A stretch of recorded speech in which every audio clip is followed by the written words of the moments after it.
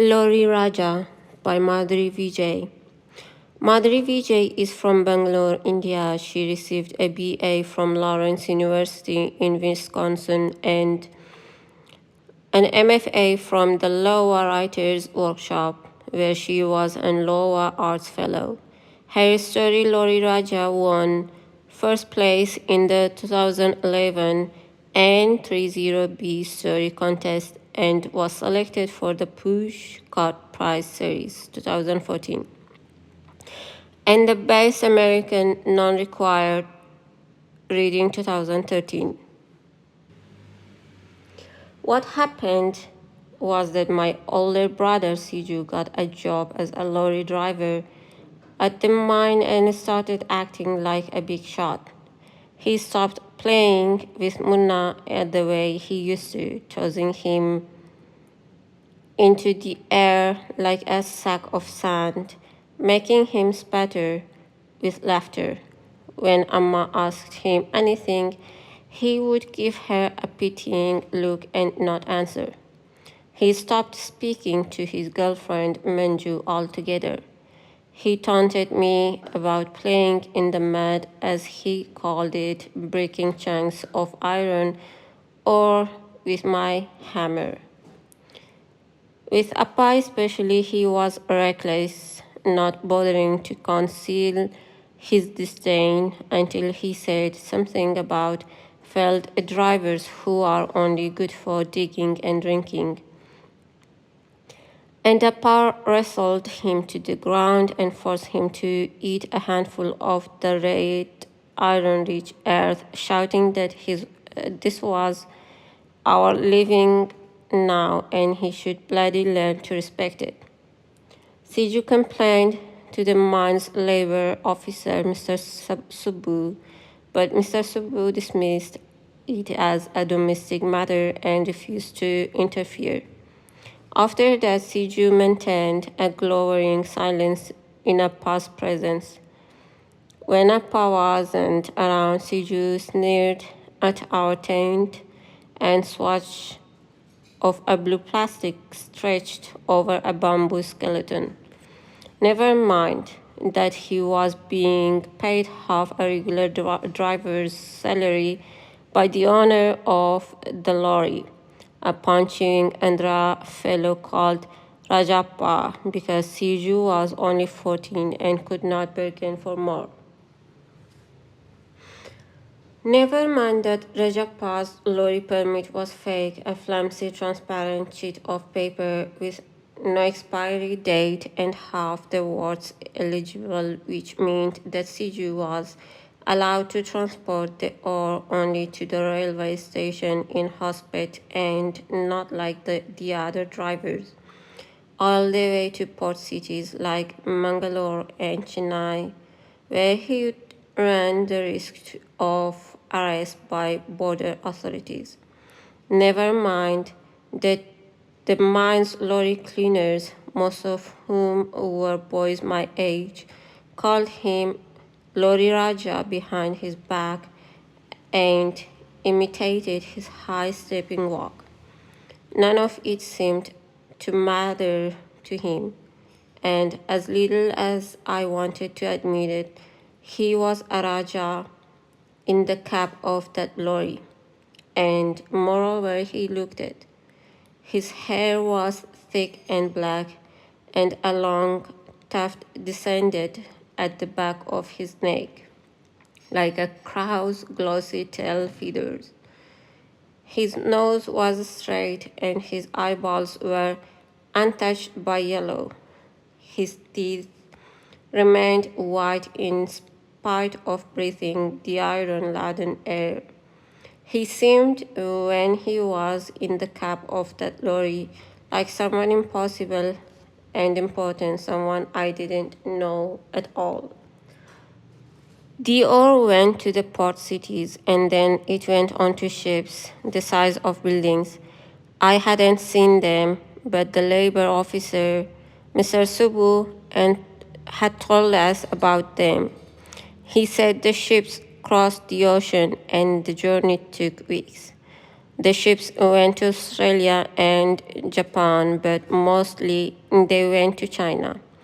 They were building a stadium in China for something called the Olympic Games.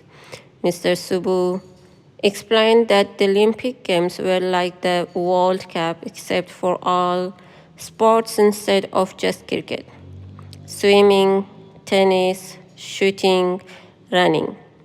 If you won, you got a gold medal, Mr. Subu said. India had won a gold medal in boxing the last time the games were. The stadium in China would be round like a cricket stadium, except 10 times bigger. Mr. Subu spread his arms out wide when he said this, and we could see patches of. The whole world worked in the mines, at least that is what it seemed like then. There was a drought in Karnataka and neighboring Andhra Pradesh, and things were so bad people were starting to eye the mangy street dogs. Our neighbor poured kerosene on himself and 3 daughters and lit them ablaze. His wife burned her face but escaped. Then came the news of the mines, hundreds of them opening in Bellary, needing workers. And people went. It seemed to happen overnight. They asked their brothers-in-law or their uncles to look after their plots and their houses, or simply sold them. They pulled their children out of school. Whole villages were suddenly abandoned, cropless fields left to wither. Families waited near bus depots, plastered with faded film signs, carrying big bundles stuffed with steel pots and plastic shoes and flimsy clothes. The buses were so full they tilted to one side. There wasn't enough space for everyone. The people who were left behind tried running alongside the buses, and some of the more foolish ones tried to jump in as the bus was moving. They would inevitably fall lie in the dust for a while, staring up in the rain-laced sky. Then they would get up, brush off their clothes, and go back to wait for the next bus. For months, my family watched this happen. We didn't worry, not at first.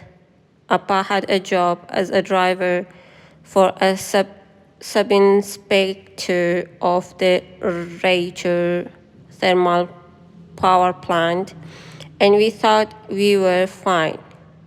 Then there was the accident, and Appa lost the job. He spent the next few weeks at the ram shop, coming home long enough to belt me or my brother Siju or Amma. After that was over, he cried for a long time. Then he announced that we were going to work in the mines, all of us. Siju, who was in the 17th standard at the time, tried to protest, but Appa twisted a bruise into his arm, and Siju stopped complaining. I was in the 5th standard, and to me it seemed like a grand adventure. Amma said nothing. She was pregnant with Munna then, and her feet had swollen to the size of papayas. She hobbled into the hut to pack our things. Within a week, we squeezed onto a bus that was leaking black droplets of oil from its heavy bottom, and Appa bought us each a newspaper cone of hot peanuts for the journey. I flicked the burnt peanuts into my mouth and watched as the land slowly got drier and redder, until the buildings in the huddled villages we passed were red too, and so was the bark of the trees, and so were the fingers of the ticket collector who checked the stop in a pass hand and said, "Next stop." We lurched into a teeming bus station with a cracked floor, and I asked Appa why the ground was red, and he told me this was because of the iron in it. While Appa was busy asking directions to the nearest mine that was hiring, and Amma was searching in her blouse for money to buy a packet of tiger biscuits and a bottle of 7-Up for our lunch, Siju came to me and whispered that really the ground was red because there was blood in it, seeping up to the surface from the miners' bodies buried underneath.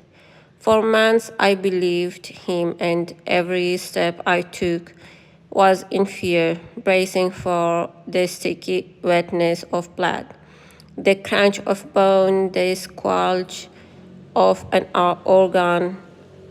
When I realized the truth, I tried to hit him, but he held my wrists so hard they hurt, and he bared his teeth close to my face, laughing.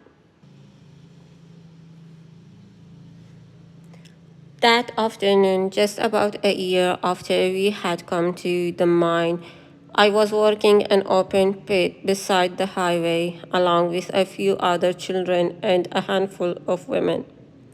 I squatted by the edge of the road, close enough that the warm exhaust from the vehicles billowed my faded t-shirt and sipped under my shorts. The pinch of tobacco Amma had given me that morning to stave off my hunger had long since lost its flavor. It was now a bland, warm globe tucked in my cheek. Heat pressed down on my skin, and there was a sharp metallic tinge to the air that made me uneasy. The women, who usually laughed and teased each other, curved their backs into shells and hammered in silence. The children seemed more careless than usual because I kept hearing small cries whenever one of them brought a hammer down on a thumb by accident. The horizon to the west was congested with a dark breast of clouds, but above me the sun blazed white through a gauze sky. The monsoons were late, too late for crops, but I knew they would hit any time now. Over the past week, furious little rainstorms had begun to tear up the red earth, flooding various pits, making them almost impossible to mine. I remembered that during the last monsoon, a drunk man had wandered away one night and fallen into a flooded pit. His body, by the time it was discovered, was bloated and black.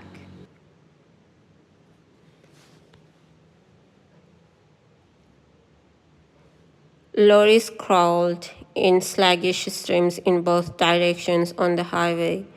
The ones heading away from Bellary were way down with ore, great mounds wrapped in gray and green tarpaulin and lashed with lengths of rope as thick as my ankle. The empty ones returning from the port cities rattled with stray pebbles jumping in the back. The faces of the lorry drivers were glistening with sweat, and they blared their horns as if it might make the nearly immobile line of traffic speed up. Now and then, a foreign car belonging to one of the mine owners slipped noiselessly through the stalled traffic. I recited the names of the cars, tonguing the tobacco in my mouth. Maserati, Jaguar, Mercedes, Jaguar.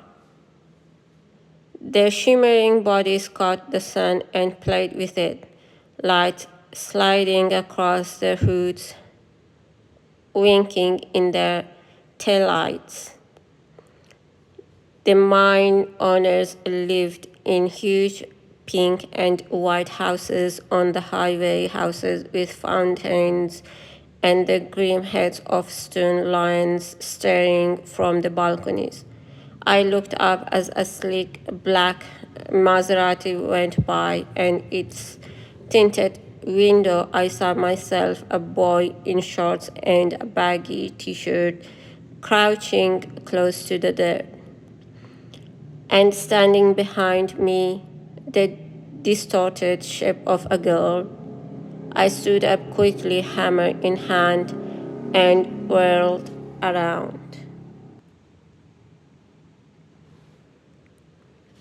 Manju flinched, as if I might attack her with it. A few days before, I had seen two kids get into a hammer fight over a Titan watch they had found together. One of them smashed the other's hand. Later, I found a small square fingernail stamped into the ground where they fought. "I'm not going to hit you," I said. A slow smile pulled her cheeks into small brown hillsong with shadowy dimples. She smoothed down the front of her dress, which was actually a school uniform. It had once been white but was now tinged with red iron dust. It wrapped around her thin body, ending below her knees and buttoning high at her throat. Her hair spilled in knotted waves down her back. She and her mother had arrived at the mine around the same time as we had. Her mother was sick and never came out of her tent. I didn't know what was wrong with her. For a while, Manju had been Siju's girlfriend, saving up her extra tobacco for him, nodding seriously when he spoke, following him everywhere. Then he had stopped speaking to her. The one time I asked him about it, Siju leaned to one side, curled his lip, and spat delicately into the mud. "Hi, Manju," I said. We were the same height, though she was a few years older, maybe 15. "Hi, Guna," she said, and squatted at my feet. I squatted too and waited for her to do something. She picked up the piece of ore I had been working on and gave it two half-hearted taps with her hammer. Then she seemed to lose interest. She let it fall and said, "He came by already?" "No," I said.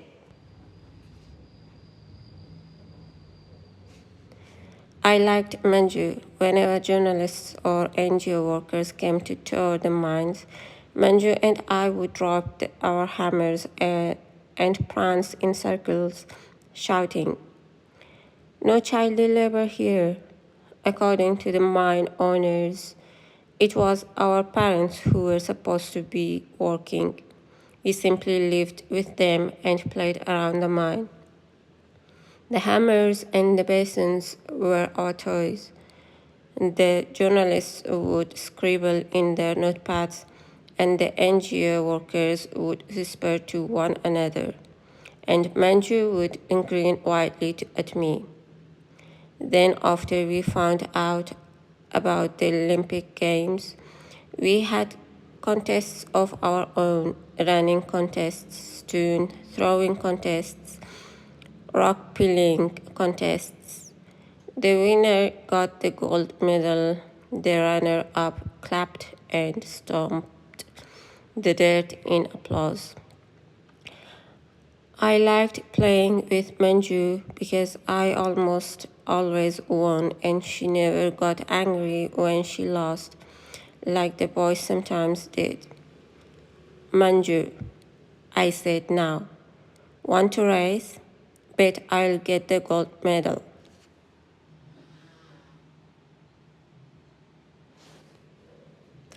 But she shook her head. She stared up at the lorries. She was thin and the bones at the top of her spine pushed like pebbles against her uniform.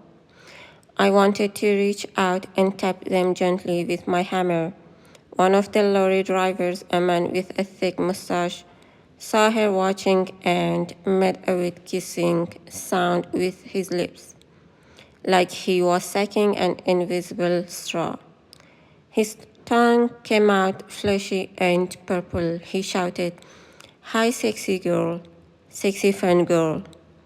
My cheeks burned for her, and I could feel the weight of the women's gazes. But Manju looked at him as if he had told her that rain was on the way.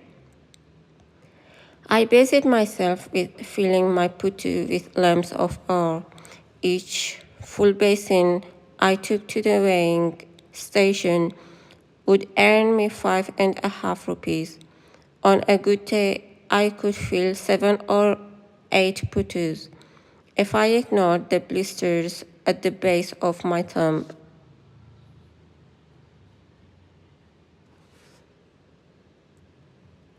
I felt the other workers looking at us, the frank stares of the children. I carefully shifted the globe of tobacco from my right cheek to my left. You shouldn't be playing those dumb, stupid games anyway, Manju said. No, I said cautiously. Why not? Manju said, you should be in school.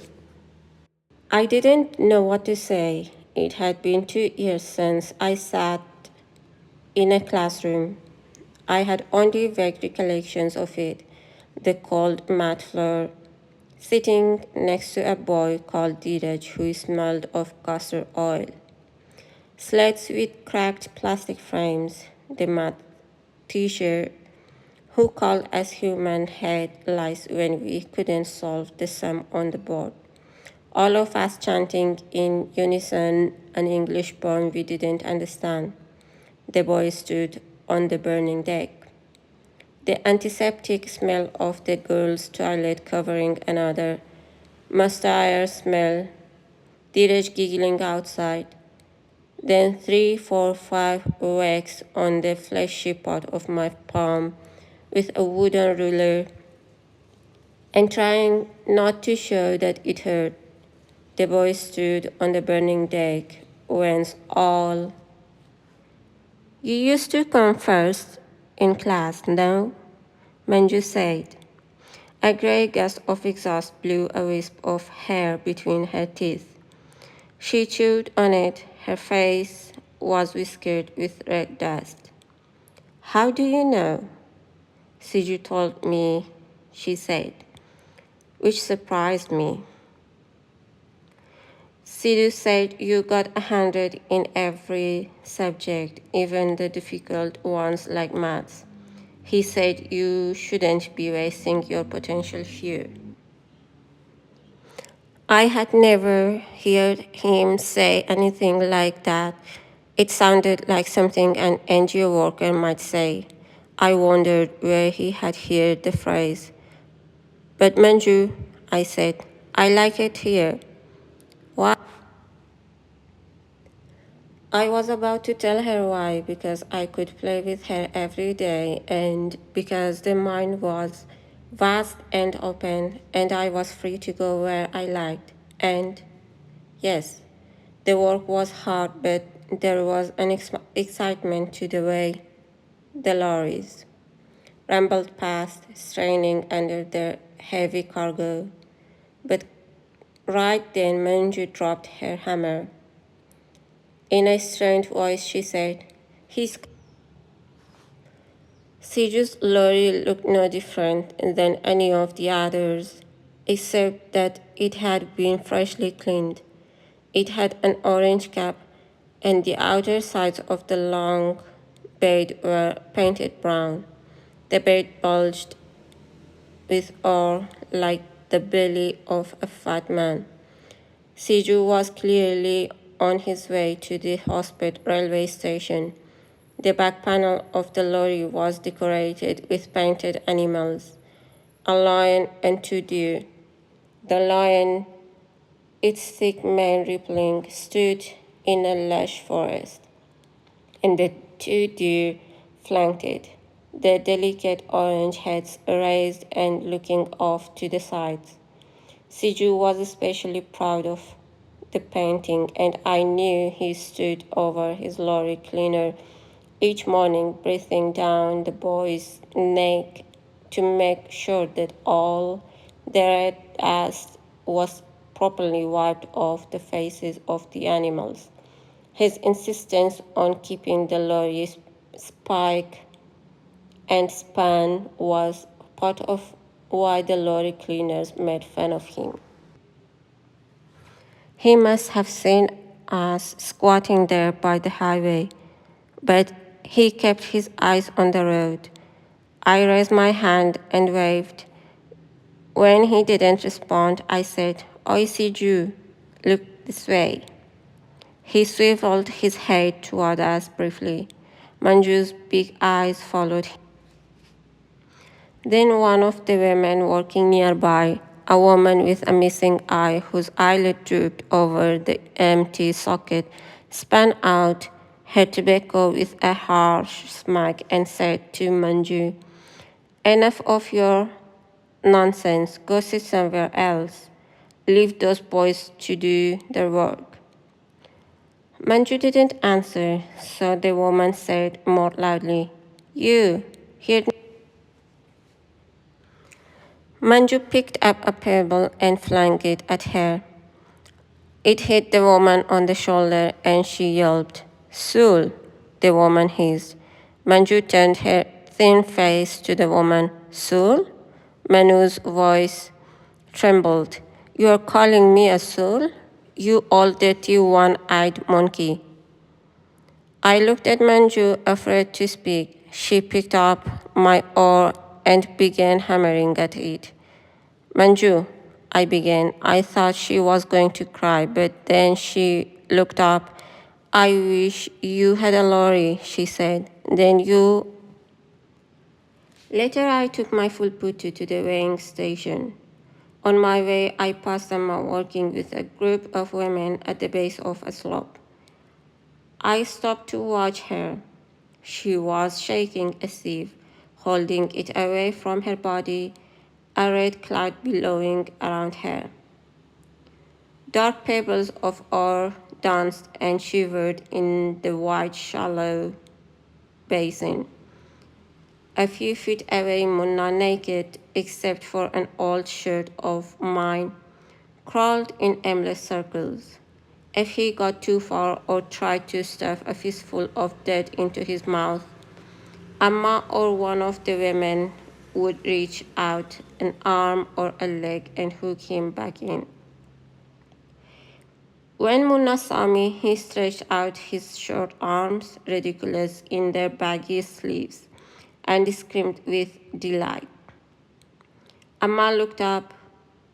She put down the sieve and straightened her back. She was as small as a child, her hands barely bigger than mine. The other women glanced at me and continued working. The muscles in their forearms were laid. "How many?" Amma called. "3, I said. I held up the putu. "This is the 4th one." There were still a few hours of daylight left, a few hours before the red hills of Bellary turned black and the day's total were tallied and announced by the sweating labor officer, Mr. Subu, and no matter the numbers, how high or how low, the workers would be expected. With her eyes on me, she put a hand inside her blouse to touch the small velvet jewelry pouch she kept there. Whatever jewelry that'd been in there was pawned long ago. I knew that now it contained a few hundred rupees, 2 or maybe 3. This was what she had saved in secrecy for months, money that Appa overlooked or was too drunk to account for. It was for me, my school fees, and she liked to remind me it was there. She eyed me, her lower lips hanging open. I knew she was debating whether to speak. Guna, she said finally. Tonight when Appa comes, have to go, I said. Lots of work, it's going to rain later. She sighed. You don't want to go back to school?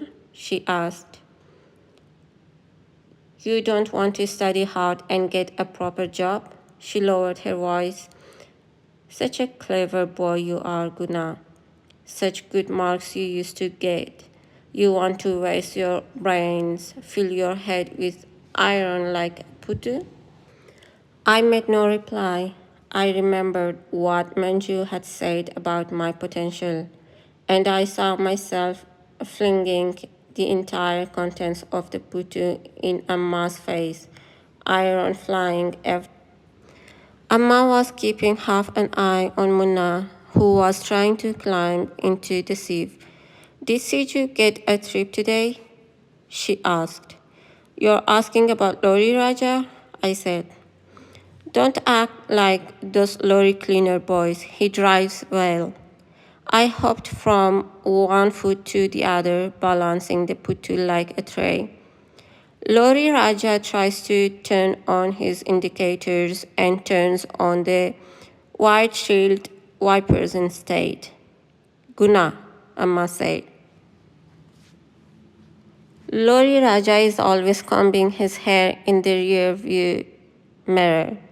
One of the women working next to Amma laughed. She had large yellow teeth and a gold stud in her flared nostril. Amma glanced at her, then at the ground.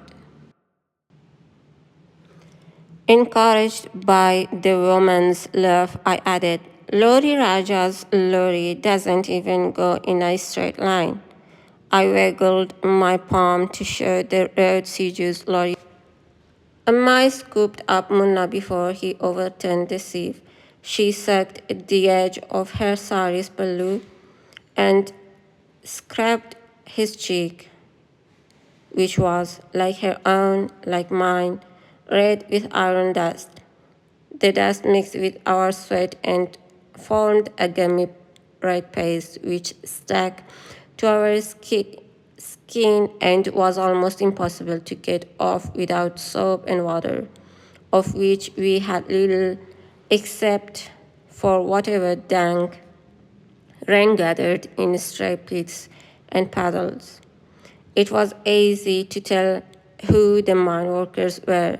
We all looked like we were bleeding.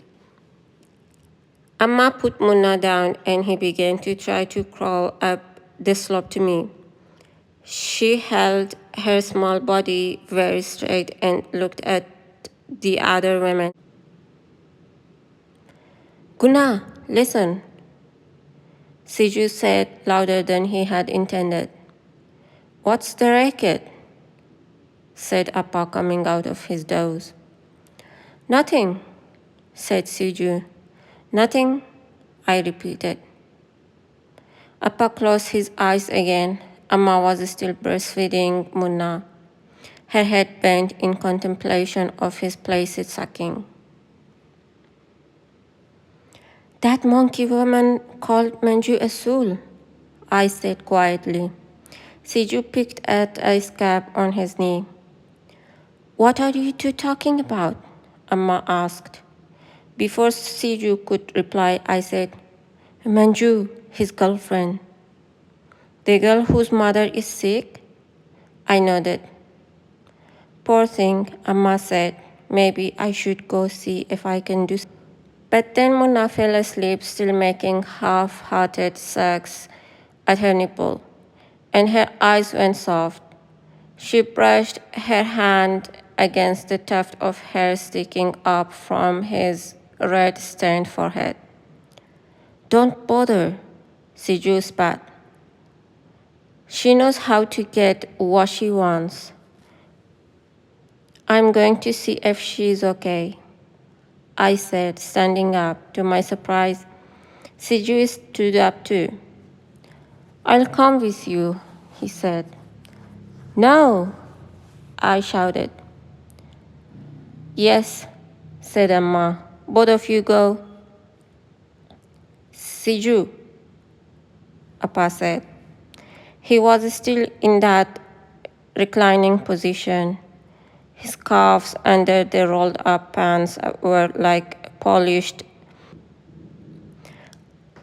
I remembered the way I had seen him earlier that day, bare-chested, bent at the waist, his long-handled hammer making smooth strokes, crashing against the ground.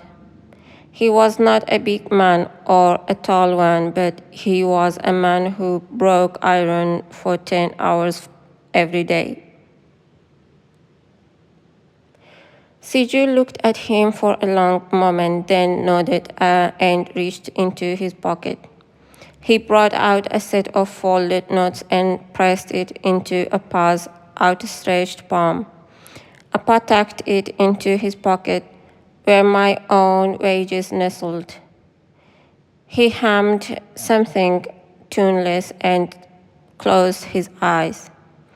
Amma was watching us both. Here, she said, take something from them.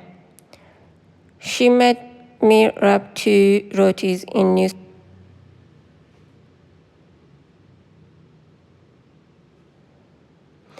You don't have to come if you don't want to, I told Siju as we picked our way through the maze of tents. I won't tell.